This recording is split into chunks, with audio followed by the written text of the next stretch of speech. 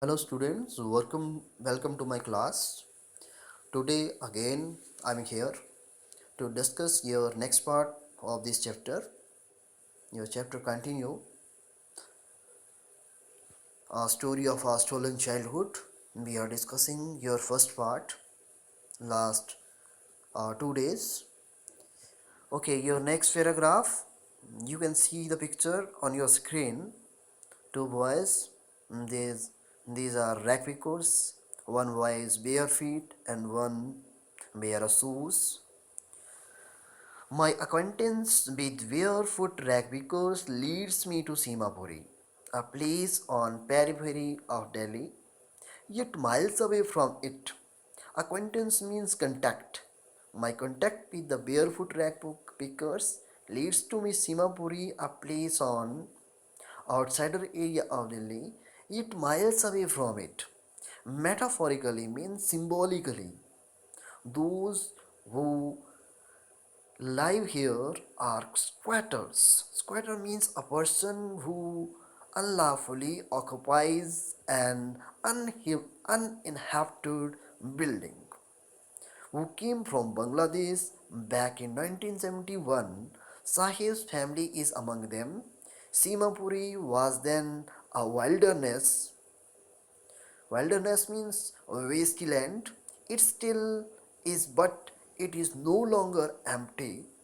In structures of mud with roof of tin and terraplane. Terraplane means heavy duty waterproof cloth, devoid of sewage, drainage, running water, leave 10,000 rag picker there. Okay, this is explanation of this paragraph. The writer describes the area where these rag pickers boys live. You can see the picture on your screen. And Simapuri, located on the outskirts of Delhi, was very different from the capital of the country. In 1971, when these rugbyers had migrated from Bangladesh, the area had been a wasteland. Simapuri was still a wasteland, but now it was not empty, as almost 10,000 rugbyers lived there in structures made of mud with roofs made on thin sheets of tin or plastic material called terraplane.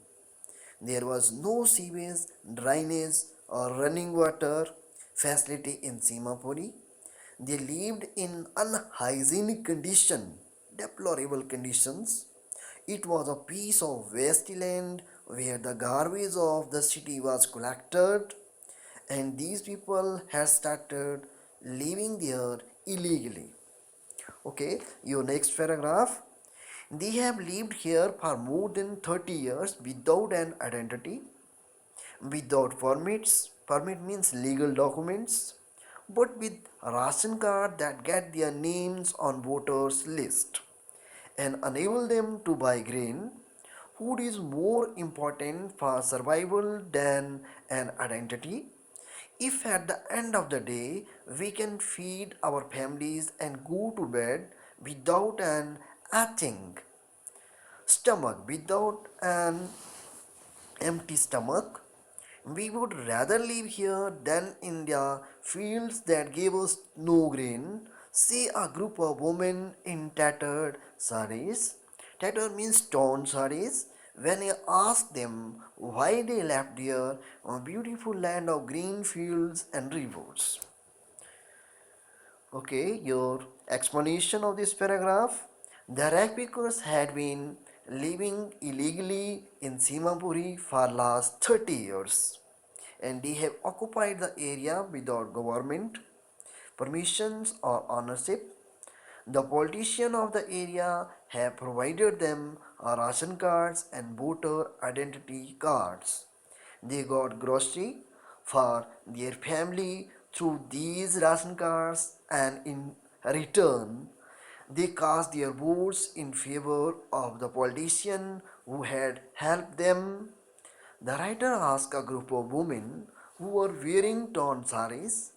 that why did they leave their homes in Dhaka? They replied that if they were able to satisfy the hunger of their families and sleep well at night, they were happier to live in Simapuri than their fields in Dhaka, which were ruined and gave them no food. Okay, your next paragraph. Wherever they find food, they pitch their tents that become transit homes. Transit homes means a temporary homes. Children grow up in them, becoming patrons, becoming partners in survival. And survival in Simapuri means rag picking.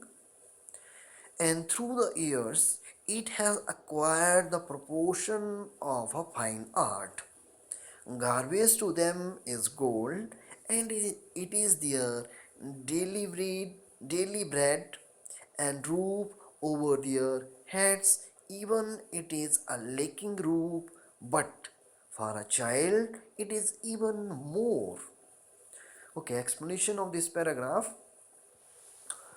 These people traveled in search of food, and wherever they found it, they set up temporary homes and started living there. Their children kept on growing there, and gradually they also start helping their parents in seeking means of survival. For those who lived in Simapuri, the means of survival was rag picking, as they had been doing it for many years, and they became trained at rag picking and did it well. For the rag pickers, the garbage was as precious as gold. These families searched the garbage dumps and got things which they sold to find their food. They gathered torn or damaged seed which were used to cover the roof of their homes, and these did not cover them well but still provided them with some protection. For the children, the garbage dumps were more than a means of survival. Okay, this is your today's lecture, and tomorrow your last lecture of your chapter first part. Okay, goodbye for tomorrow.